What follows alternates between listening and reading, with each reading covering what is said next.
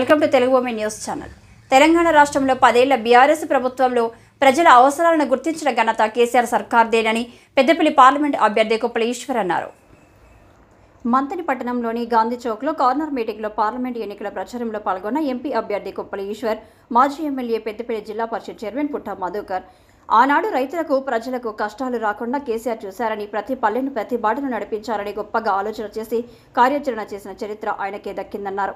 అయితే 10 ఏళ్లు గొప్పగా పరిపాలన చేసిన ప్రజలు మార్పు కోరుకున్నారని, ఆ మార్పుతో ప్రజలకు గోస తప్ప మేలు జరిగేదేమీ లేదన్నారు. బీఆర్ఎస్ ప్రభుత్వం కేసీఆర్ కుటుంబంపై కుట్రపూరితంగా చేసిన విష ప్రచారాలతోనే ప్రజలు మార్పు కోరుకుంటున్నారని ఆయన అన్నారు. ఎన్నికల తర్వాత రైతు బంధు ఇస్తామని గొప్పలు చెప్పిన ముఖ్యమంత్రి రేవంత్ రెడ్డి ఎంతమందికి రైతు బంధు చేశారని ఆయన ప్రశ్నించారు. మళ్లీ పార్లమెంట్ ఎన్నికలు రాగానే ప్రజలను మభ్యపెట్టే ప్రయత్నం చేస్తున్నారని అన్నారు. దేశంలో కాంగ్రెస్ ప్రభుత్వం వస్తే మరిన్ని కష్టాలు తప్పవని అన్నారు.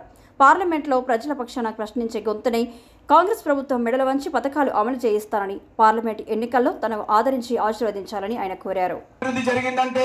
అన్న నాకు మంత్రిగా సహకారం చేసిండు, నేను ఓడిపోయినా కూడా ఆయన నాకు సాయం చేసిండు.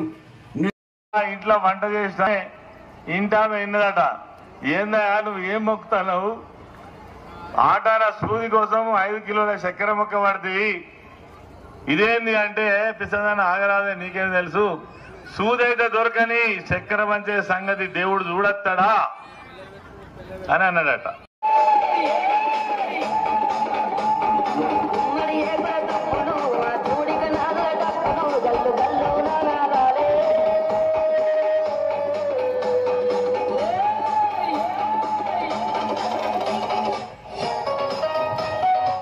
ఏం జరుగుతుంది? చింతపరిగలు పెట్టి కొడుతుంటే 15,000 రైతు బంధు వస్తుంది, చింతపరిగలు పెట్టి కొడుతుంటే 4,000 పెన్షన్ వస్తుంది. ఇంకా మా చెల్లెళ్ళ బిడ్డలకైతే స్కూటీలు ఇస్తున్నారు. స్కూటీలు వచ్చినాయా? స్కూటీలు తులం బంగారం వచ్చిందా? వచ్చిందట కదా, రాలే తులం బంగారం వస్తుందట.